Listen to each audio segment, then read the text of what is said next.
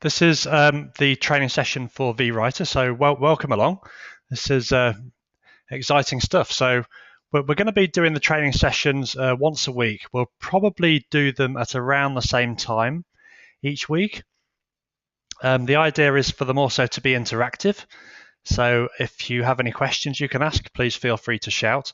On the right-hand side of your screen, you'll see a little chat area if you've not used GoToWebinar before.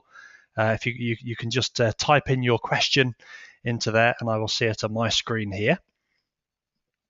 I'm hoping you can see my screen. If you would just like to say sort of hi in the box or something like that, just to confirm you can see the screen that I've got here. And we will be running for about an hour or so, and then I have other commitments, so it will run for just an hour. But that should be plenty to go through what we need to go through. You'll also see at the top of the screen that there's a slightly different URL or slightly different link to what you're used to. So that's just for the demo session. So please don't try and go to that different link. It won't work for you at all. So let's crack on and get started. In this week's session, I'm going to introduce you quickly to the Quick Start guide, if you've not had a look at that yet. I will show you how to enter a project into the system and talk a little bit about how they work. We're going to be looking at connecting social profiles and also publishing time windows, which are quite powerful controls. We will add a couple of different sources for content and also set up a couple of social publishing channels. So it will be a fairly good overview of certain aspects of the system, and in other weeks we will cover other areas of what you can do with vWriter.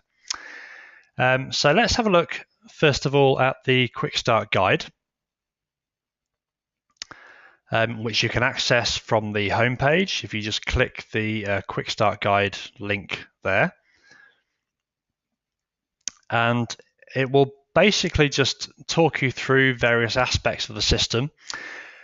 If you haven't had a look yet, please do so. What you can do is, as you complete a particular section, is just mark it complete with the link, and when you return to the page, you might just want to go through the first few sections on the first time that you appear on this page. When you return to this page at some point later, it will then automatically open where you got to. So you can just carry on from where you reached to before, as you should be able to see on the screen there. So that's pretty much it for the Quick Start guide, but please take some time just to go through that. It really gives you a really good overview of how the whole system works. Back on the home page as well, it's a good idea to click the Take the Tour button, and we have these links, the Take the Tour link. If you click those links on various pages around the website, it does give you a good overview of what's available on the page and some initial help information. So first of all, we're going to add a project, and to do that you can either go up here from the projects menu, click new project, or you can do so from the drop-down project list. Well, once you've added one or more projects, you'll see them appear in that drop-down at the top of the screen. So I will just click the link there to add a new project. As it says on the page, projects allow you to group certain elements of the system together, like content, channels, your social profiles, content sources, and so on. And that allows you to manage the system more easily if, for example, you have different websites or different niches that you want to work with. And if you are adding in team members, so people who work for you, into your account as separate users for your account, you can limit their access to certain projects. So you might only want them to see certain social profiles or certain niches within your account, and projects are a good way to do that. So I'm just going to enter in a demo. You can see I've already been through this once before. So just enter in a demo project name. You can enter in a description there as well, just for your own reference. I'm going to leave that blank at the moment. So I'll just enter that into the system, and you can see that it appears at the top of the screen there. In terms of entering profiles, I've already got one entered into the system there. I will quickly show you if you do want to disconnect them at any time, to remove them from your account. You can just click through and click disconnect. So I'll just start with a blank slate with that. Add it back in again. So I'll just show you what I did there. You can either add a profile from, if you hover over the link on the left-hand side, there's a little plus icon that appears. That allows you to add a profile at any time. And from the profiles page itself, which you can access via the left-hand menu again, or from the top menu there, channels, profiles, you can add profiles as well by clicking the add button at the top there. So if I'll just do that again. It adds in the same profile again and basically just confirms I already have it, so nothing's changed there. I will now add in a Facebook page. So connect to Facebook page. Exactly the same process. I'm on Facebook there, and I will just click the connect to page button. Select which page you want to manage. It basically retrieves that from your Facebook account. I will select the vWriter.com account, and you can see it instantly loads it onto the page and pulls back your icon for that page as well. And let's add a Twitter account too. But by the way, if you're not already logged into these accounts, it will prompt you to log in. I'm already logged into Facebook in my Firefox web browser, so it doesn't need to ask me to log in again. So I'm also logged into Twitter. So if I just select the Twitter, click connect, it will then open up a window. I'm already logged into Twitter, so very quickly, it literally takes just a couple of seconds to add in each profile. Slightly longer if you do need to log in, but most people tend to be logged into their social accounts anyway. So literally in about sort of 10 seconds, you can add, three or more profiles there, like I've done there. Let's have a look now at the publishing time windows. But by the way, when I'm going through this, if anything's not clear, or you do have any questions, feel free just to enter it into the box on the right-hand side of your screen. You'll see some text like enter a question for staff, and just kind of overtype that and send it through. So let's have a look at publishing time windows. These basically define when your social posts are going to go out to your network, so that there might be certain times of the day or even certain days of the week that you notice are more active for your audience. So the people in your social network, they're more, they might be more likely to be online, they might be more likely to respond, and so on. So it means you can restrict when you send out posts to certain time windows in the day, certain days of the week. That really applies for when social posts are created automatically through publishing channels, which we'll have a look at soon. If you do want to have a post that goes out at a specific time, you can set that by adding a post manually and setting the time manually, and that won't adjust for your time windows. It will stay as you have set them. What the system does also is, if you have a number of posts going out within your time windows, it will space them out automatically within those time windows, so you don't end up with lots of posts going out all at once. And by spacing them out, it really gives a lot more chance for people to see your posts. If they're going to see sort of 3 or 4 at once, they'll probably only just see the one and ignore the others. Whereas if you spread them out a bit, it tends to get more engagement and more visibility. So the system takes care of all of that for you. Let's add in our publishing time window. So you'll see these kind of plus icons around the site, and it usually means to kind of add something in, or it always means to add something in. So I will add it in there. Let's just say that my audience are more active between 1800 hours and let's say 2100 hours. But by the way, these times are all in your local time zone, so it depends what time zone you're in yourself. I will add that into the system, and you can see it automatically loads there at the bottom. If you ever want to remove a time window, you can just hover over the time window, and there's a little cross icon that appears there. Click that, and it automatically disappears. These also automatically kind of save into the system as you do them, so there's no need to press the update button there at all for the publishing time windows. Once they're showing, they're kind of active. So I'll just add that in again now that we've deleted it. By the way, welcome to anyone who's coming a few minutes after we've started. Hopefully you can follow along with what we're doing. Feel free to enter in a question at any time, or just to kind of say hi in the question box there. There might not be any questions, but it's just an open invitation in case there are. So I've entered in the first time window for Monday. You don't have to do the same thing for every single day. It gets simpler. I can just say I want Tuesday to be the same as Monday. Click go, and it automatically loads it in. I might want a particular day. Let's, just for an example, say that on Wednesday, I also want to put in a morning time as well. These are all completely fictional times, so it's just to show you an example of what you can do with the system. So I will add in 8 to 10 o'clock in the morning with that. And then I want to kind of add in what we've had before. So I want to add the times we've had before from Monday. And that will just add it in automatically there. Let's make Thursday the same as Wednesday, just for the purposes of showing the example here.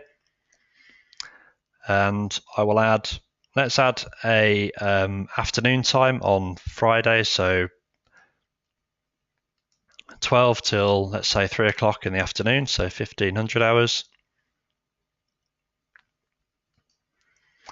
And then I want to add in the times from, let's say, Thursday. So if I selected the make same as Monday, it would basically remove the time I've just entered, and we would only have 1800 hours to 21. But I want to add in the times that we've got for Thursday on top.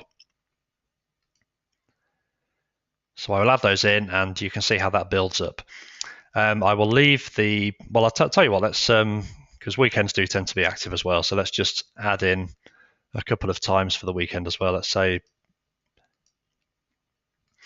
1700 hours to 1900 hours, so 7 o'clock in the evening for Saturday. And I'll make Sunday the same as Saturday. And that's basically our publishing time window set up for the Twitter profile we have here. And now what you can do is you don't have to go through that for each individual profile. If they're all basically the same, I will enter in similar for the vWriter Facebook. And what you can do here, once you've entered some publishing time windows for one profile, you can then easily copy them across. And this literally takes seconds. So I just copy them straight across from the Twitter profile we entered in. So it's really, really quick to enter them in and just to copy them across different profiles. It's likely, for example, that if you have Twitter, Facebook, LinkedIn, and so on for a particular website or project, that your times are going to be very similar too. So you can just move them across in the way that I've shown you there. So let's go to add in a new publishing channel. So we've got profiles, we've got our publishing time windows all set. And to add a publishing channel, you can do that either by using the link at the very top of the left-hand menu. But by the way, this left-hand menu is draggable around the screen if you want to kind of move it anywhere. Just click down, hold with the mouse and drag it around. You might not need to do that at all, but just another thing you can use. So you can add a channel there. You can, just as we saw with profiles, a little plus icon appears when you hover over channels. And also at the top menu, channels, new publishing channel. So I'll just click that from the top menu. And you can see we've got our project that we've entered in already. That's preloaded onto the screen. The source defines the content, where the content comes from that feeds into the publishing channel and feeds the rest of the process, really. By the way, each of these fields, there is a separate help information available. So you can just click the help icon, and that contains as much information as is necessary to kind of more fully explain what that field is and what it does. So feel free just to click around on those links within your own account. For the source, we're just going to click the link there to add a new source. We could add a new project, for example, on this page as well, if you have, realize that you have a need for a new project. Well, we won't do that here because we've already added in our example project. If you did do that, it would just load it into the system and then preload it here for you into the drop-down box. You'll see how that works with adding a source. So we will add a new source. In this context, a source really means the RSS feed for a website. So you might happen to know the exact link of that feed. So quite often it's like an RSS feed or an XML feed or something similar. We don't know, for this example, I don't know what that link will be. So I'm going to click Find RSS Feed. I'm going to use vWriter's blog for the feed. So I'm going to enter in just the web address for the blog. Click Find, and it will then go away, all being well, and find the feeds on the blog, which it has done. So with most WordPress blogs, there are two different feeds. One feed contains all the comments that have come through for your blog. That's not what we want here. We want the main feed, which is basically your posts and so on for your blog. So we will select that one there, and that comes through there. So that's actually the link for the feed. It just confirms the name of the feed or the title of your blog, and we can just click Submit there. It will automatically preload it into the source field. I'll just show you how you can add another one as well. In case you don't have a blog yet, I'll certainly recommend that you get one as soon as you can. And there is help information. Let me just show you on the home page. If you go through to Business Success Building Blocks, it goes through a really quick kind of process for adding a blog or creating your own blog. It doesn't have to be complex at all to get one. So let's go back to our channel.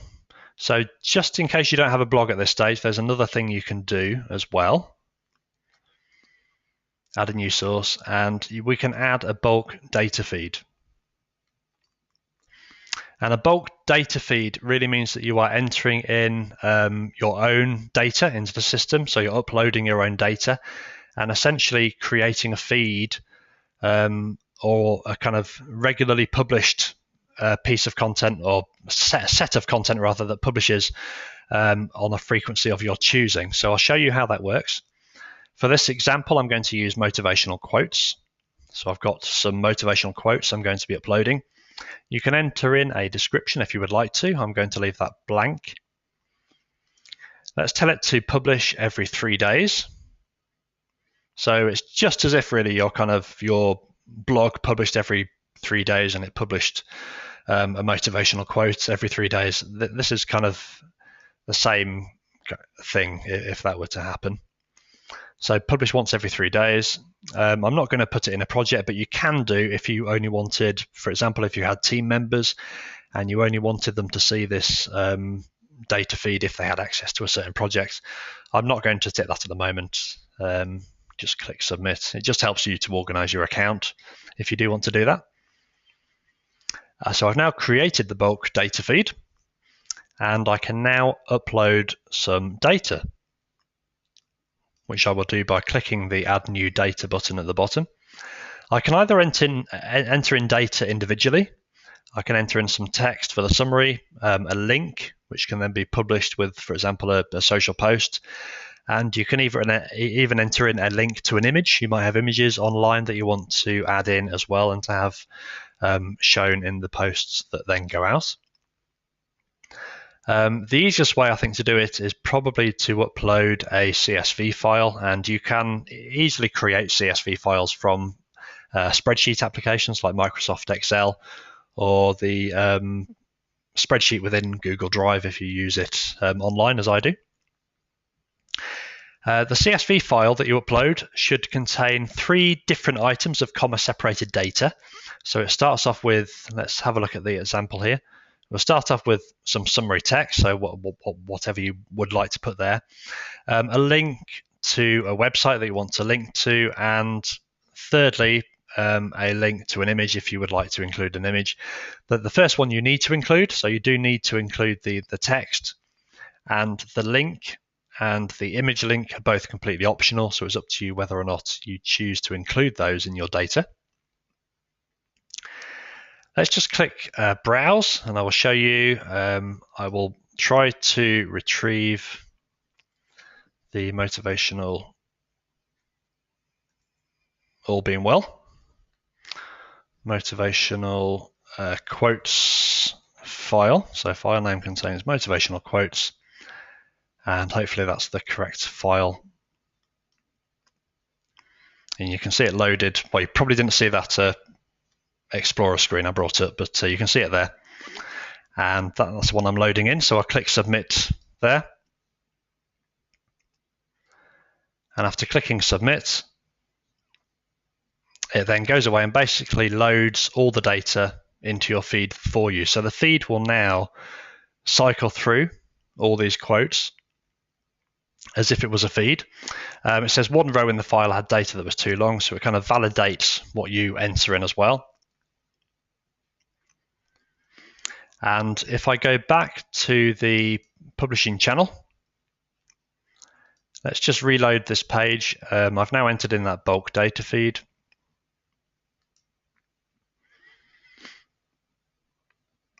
And we should now see it in the drop down. So I can now select either of those feeds that I've entered. You'll see it says it's paused. That's because the feed will not start publishing until you tell it to, basically. So what I can do is go to my list of sources. I've now entered 2. You can see this one is listed as a BDF or a bulk data feed. It's pending activation, and I can just click the play icon there to get it started. It's now active, so it's all going. You can see also the feed for the blog is showing as pending. That's fine. That's just because it hasn't noticed anything new being published between now and when I kind of entered it into the system. So as soon as the first post is published to that blog, it will then become active in the same way it would have picked up something coming through. So this one is now active. Let's just check the settings for the feed. So view source settings, publishing once every 3 days, as we said. So if we reload this page again now, we shouldn't see the paused text. Yep, it's just showing us motivational quotes. So let's add in our first publishing channel. This week we're going to look at the social profiles publishing channels. In other weeks we'll look at blog publishing channels and article site publishing channels and so on. But we're going to concentrate on this one for this week. So we're selecting the blog, the source from the blog. We're going to add in a couple of profiles for it. So to add a profile, you can either click here and select them from the drop down, or you can also just drag them across from the left-hand menu. So I'm just going to drag, say, the Twitter one and just drop it on there, and it will automatically preload it in.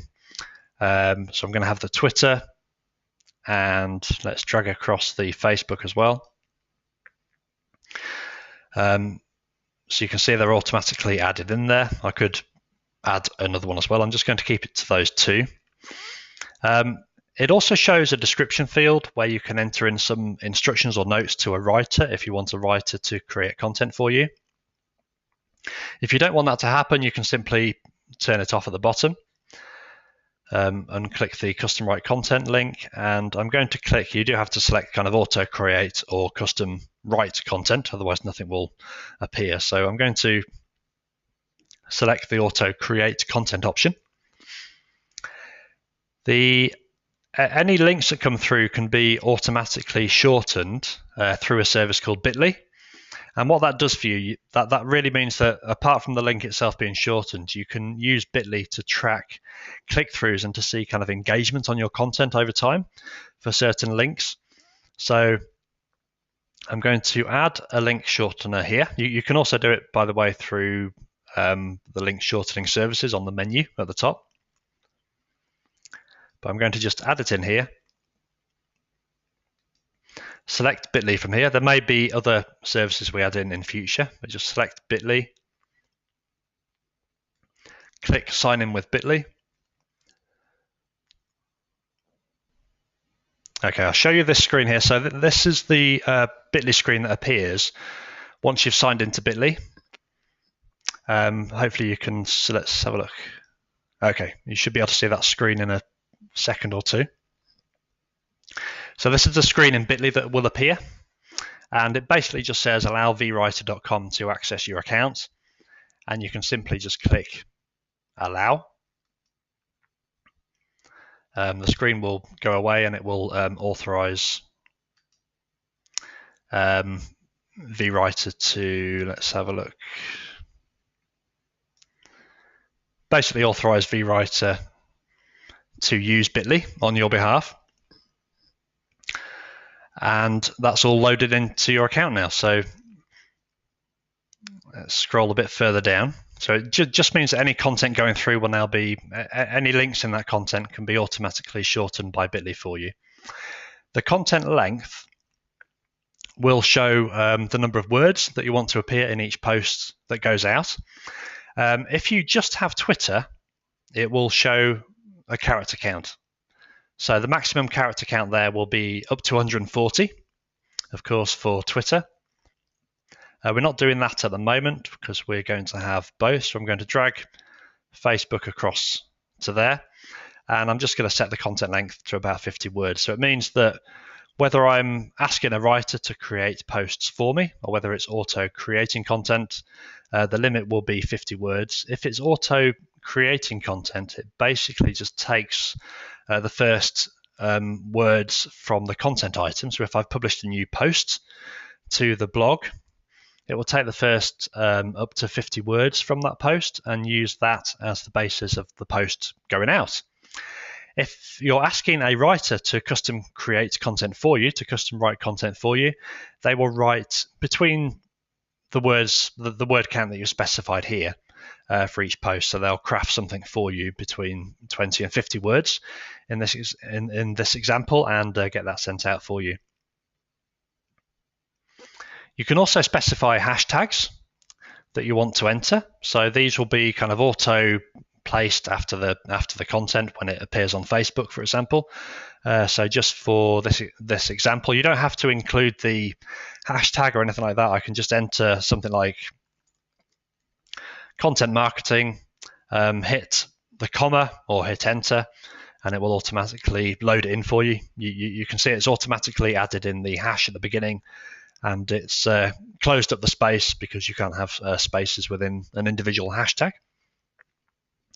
You may well want, by the way, you can add more than one hashtag if you would like to. I'm just going to enter one for this example.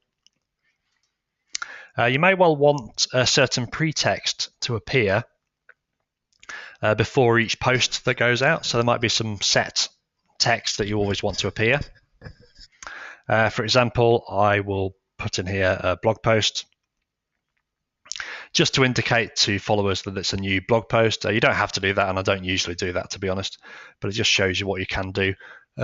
Some people, for example, if they have a new video, might use the word video in brackets before the actual text and link, so that people know what sort of content it is. It's up to you what you do with that.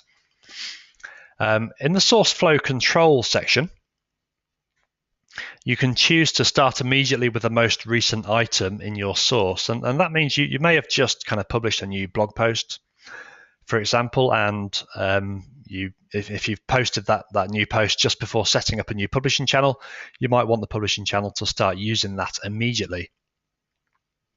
So it means you can just select that option if you would like to. You can choose for the publishing channel to only use a maximum number of items from the source within a particular time frame. So for this example, I've used my own blog, but you can use kind of any other site that has a feed. There may be an authoritative blog within your niche that you want to use, that you want to share content to your attendees, for example. And it really means that you can restrict content. So you might not want to show kind of everything that comes through this third-party source, but you might want to show kind of one item per month and so on.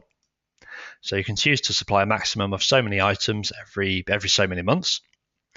I'm not going to do that here, but you can, you might only want one item every 1 month or every 3 weeks. It's up to you what you select there. I'm not going to choose those options here.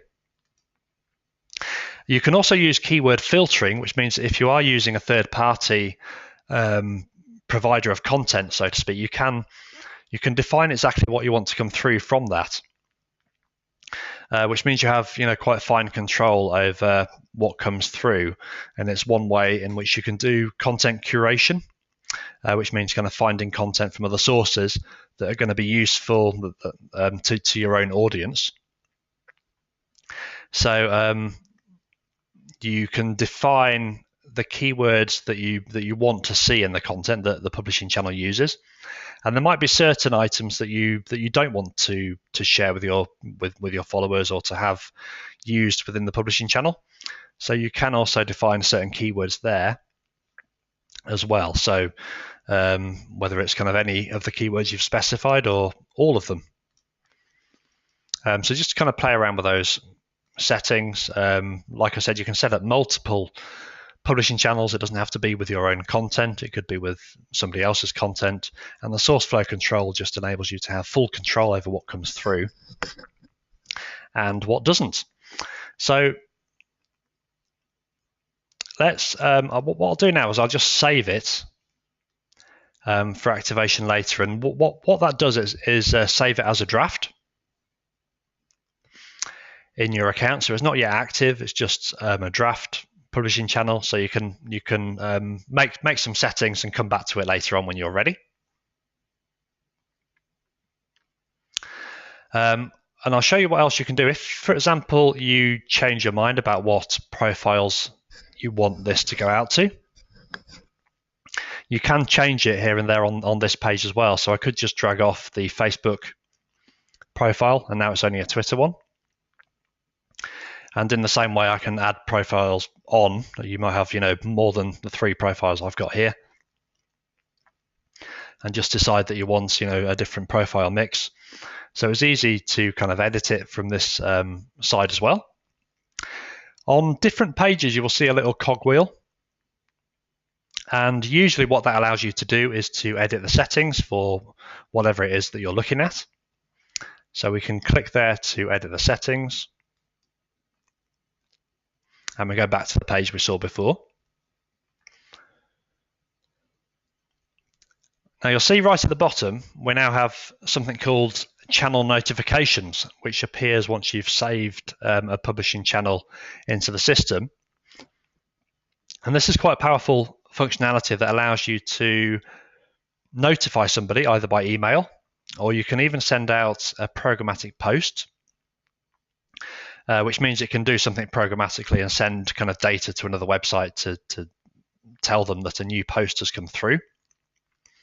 So it means that each time a post comes through from the source and it's past your source flow control, so the publishing channel is using it, it can send a notification to somebody.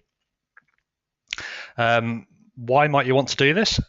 You might well have somebody in your organization or somebody you use who you would like to, say, create a slide share for you based on your latest blog post. And it just means that rather than you managing that process, you can have the system kind of take care of it for you. Let the person know there's another piece of work for them to do. So for this example, I'm just going to enter in some fictional information for an assistant. This email is completely made up, so it won't work at all, so don't try to use it. Let's just say new slide share, and just you can enter in any kind of email that you want to, any message that you want to. Please create new, if I can spell properly, new slide share based on, and I can forward the link by using a placeholder. This is very similar to kind of email software if you've used it, where you put in, say, the first name and so on. So just going to put in the link, and that will be swapped out for the actual link to the new post that's come through, to the new piece of content. Just finish off the email there and click submit, and it will add in the notification, which you'll be able to see at the bottom.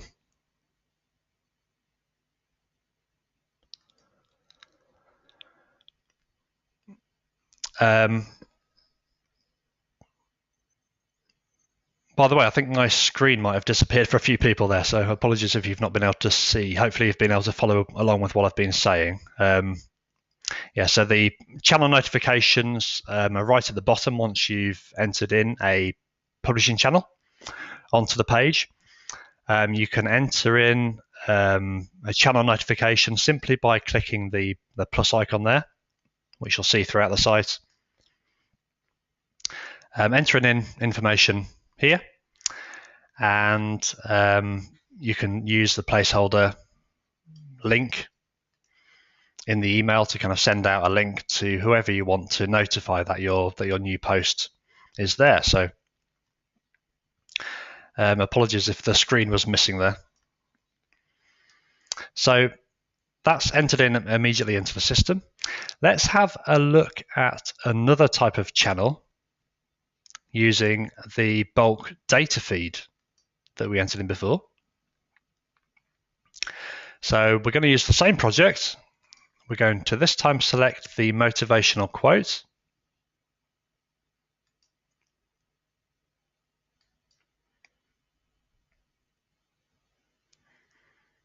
Okay.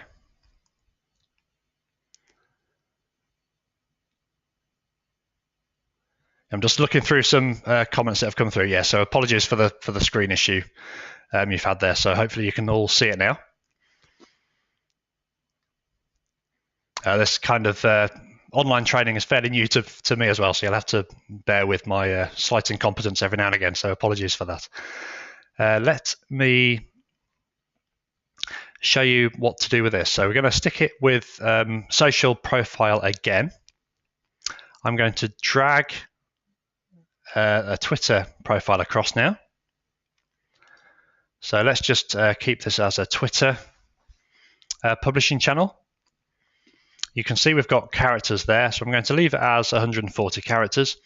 If I do have any data in the bulk data feed that is more than that character count, the system will automatically reduce it to make sure it fits and that it can still be tweeted out.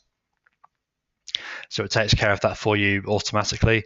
There's no real links in the data file. I can either keep bit.ly in there, or I can select none. It doesn't really matter. It won't have anything to do either because of the there's no links there to link to. Hashtag, just for an example, I will put in, let's see, quote. If it's just a Twitter profile, and say I had more than one hashtag, you can select for the system to auto-include one or two of the hashtags I've put in. I've only put in one, so I'm going to leave it as one. But if, say, I had I could have a pool of, say, 5 different hashtags, for example, and it would just auto choose kind of one of them at random. So it just means that your posts going out look like they're completely natural, look completely normal, and not like they're coming from an automated system. Not that that's a problem, but you want your social profiles to kind of look as natural as they possibly can do. I'm going to leave the pre-text and the post-text blank for this one. So very similar to before. I don't need to use any keyword filtering. I'm just going to supply everything that comes through, so I'm not going to use those controls. Because it's a bulk data feed, there's no option here for the custom written content. Bulk data feeds just mean that your own content will go directly out to the profiles that you've selected in there. So there's nothing for writers to do. So that's pre-selected and disabled for you. So I'm going to activate that now. So it confirms at the top it's been successfully activated and it's now running. And the notifications are shown at the bottom. I'm not going to use them on this occasion, but you can use them for all sorts of different things. For example, you can set up a publishing channel that's based on your SlideShare account. And when a new SlideShare is published, you can have another notification going out to somebody to, say, convert that into a video for you, and just to manage that whole process for you as well. And of course, add in some social profiles and send out information to your social profiles that you now have a SlideShare out there as well. I saw a post yesterday, I think, a blog post from somebody who it was the first time they'd used SlideShare, and they put together a really good kind of SlideShare presentation, put it onto SlideShare and tweeted out a lot and used their social profiles a lot to kind of build up a lot of traffic to it. It was their first one, but it became so popular that it ended up on the first page of SlideShare, and because of that, it kind of got a huge amount of traffic as well, simply because it was on the front page. So using kind of publishing channels with your SlideShare account could be very effective in terms of letting your social audiences know about the SlideShare. And with Twitter, you can also decide to set up multiple tweets that go out over a period of time. So let me just show you how that would work. So if I set up another channel, I've got the two sources, so I will stick with those. I will stick with just a Twitter profile in there. Let's leave the other things the same. But you'll see for Twitter here, you can decide for more than one tweet to go out. So if you've written a blog post, it's obviously going to be useful not just to have one tweet go out once, but to maybe have a series of tweets going out over a period of time. That can be kind of created for you. So I'm going to just to show you how that works, I'm going to enter in to create 6 tweets from each source item that comes through, and send them out, say, 3 days apart. It's completely up to you what you do with that. And that's just a way for you to automatically have multiple tweets going out for each content item that comes through. It's not something that you have to think about. It will just be automatically taken care of for you and save a ton of time as well. You can choose for the content orders to be automatically placed. If you turn that off, that just means that content will be saved as draft within your account, that it's not ordered yet, and you can kind of go back into it at any time and kind of place the order manually if you just want to check what's coming through, for example, before placing an order. You can choose to auto accept content as well. So when you get more confident with what writers are producing, you can put that onto autopilot as well. If you leave that off, it just means that the content will be in your account for your review, and when you approve it, then it will go out. There is a certain time limit on that, just to be fair to writers. So there's a 72-hour limit from when that's produced to when it will be auto accepted if it hasn't been reviewed since. You may choose, for example, to review it within that time period and say that you want something changing, send it back to the writer can then get back to you, and the whole 72-hour period then begins again, basically.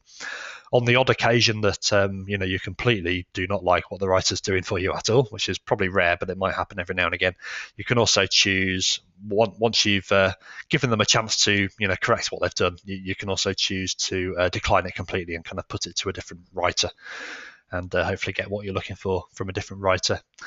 You can also block writers that you don't want to work with again. On the odd occasion that might happen. It's going to be pretty rare, but it just gives you that flexibility to do that. And you can see that you can be notified as well when each content order is created. So this is all kind of per channel. So it's up to you what you choose to be notified about, and you can adjust these at any time. So creating a new content order and letting you know when content is ready for review.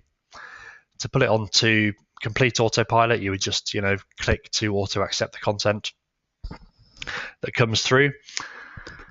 This does kind of change a bit for content that isn't tweets, but we're not going to go through that one today. So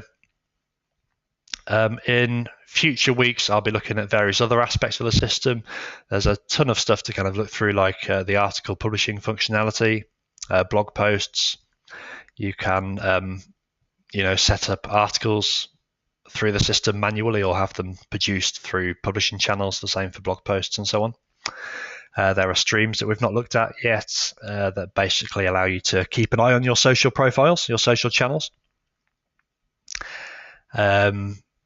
Different sources you can add. We've already added that. You can order content separately through the system. Like you might want an article or a press release to be written, outside of a publishing channel separately. So there's all these sort of different things you can do with the system, and we'll be going through those in future training sessions, as well as just kind of go over what you would like to look at. These training sessions will also be they're also recorded, and they'll be put onto the website for your own reference in future, along with the odd kind of video to help you out here and there. So that's pretty much all I was going to go through today for the training session. That's obviously been quite a lot to get through. So I'll kind of hang around for a few minutes in case there are any questions, but I hope you've found that helpful and informative. If you do have any questions, please just type them into the box there, or anything you'd just like me to kind of show you again or to go through again, please let me know. Apart from that, thank you very much for attending, and I will just hang around in case anything comes through.